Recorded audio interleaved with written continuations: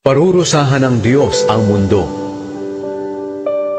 Makinig kayo, wawasakin ng Panginoon ang mundo hanggang sa hindi na ito mapakinabangan at pangangalatin niya ang mga mamamayan nito. Iisa ang sasapitin ng lahat, pari man o mamamayan, amo man o alipin, nagtitinda man o bumibili, nagpapautang man o umuutang. Lubusang mawawasak ang mundo at walang matitira rito.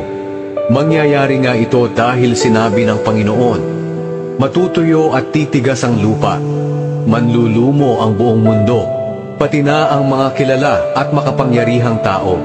Ang mundo ay dinungisan ng mga mamamayan nito dahil hindi nila sinunod ang kautusan ng Diyos at ang kanyang mga tuntunin. Nilabag nila ang walang hanggang kasunduan ng Diyos sa kanila. Kaya isusumpa ng Diyos ang mundo at mananagot ang mga mamamayan nito dahil sa kanilang mga kasalanan. Susunugin sila at iilan lang ang matitira. Malalanta ang mga ubas at mauubos ang katas nito. Ang mga nagsasaya ay malulungkot at hindi na maririnig ang magagandang tugtugan ng mga tamburin at alpa at ang hiyawan ng mga taong nagdiriwang.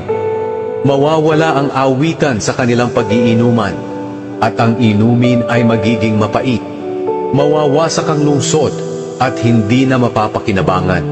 Sasarhan ang mga pintuan ng bawat bahay para walang makapasok.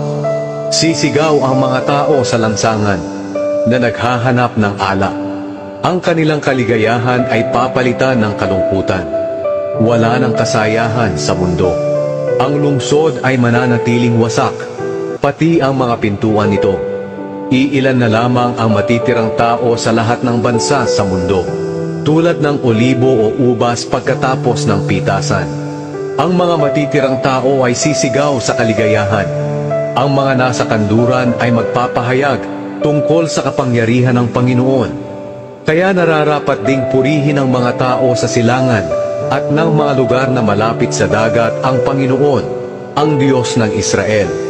Maririnig ang awitan kahit sa ang dako ng mundo. Purihin ang matuwid na Diyos. Pero nakakaawa ako. Ako'y nanghihina, sapagkat patuloy ang pagtataksil ng mga taong taksil. Kayong mga mamamayan ng mga bansa sa buong mundo, naghihintay sa inyo ang takot, hukay at bitag. Ang tumatakas dahil sa takot ay mahuhulog sa hukay at mabibitag ang mga lumalabas dito. Uulan ng malakas at mayayanig ang pundasyon ng lupa.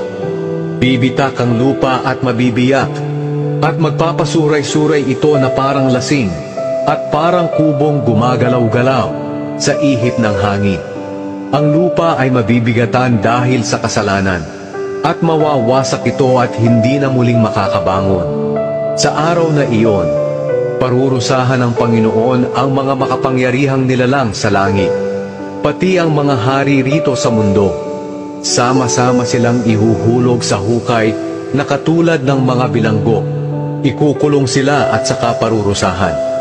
Magdidilim ang araw at ang buwan, dahil maghahari ang Panginoong makapangyarihan sa bundok ng Zion, sa Jerusalem, at doon mahahayag ang kanyang kapangyarihan sa harap ng mga tagapamahala ng kanyang mga mamamayan.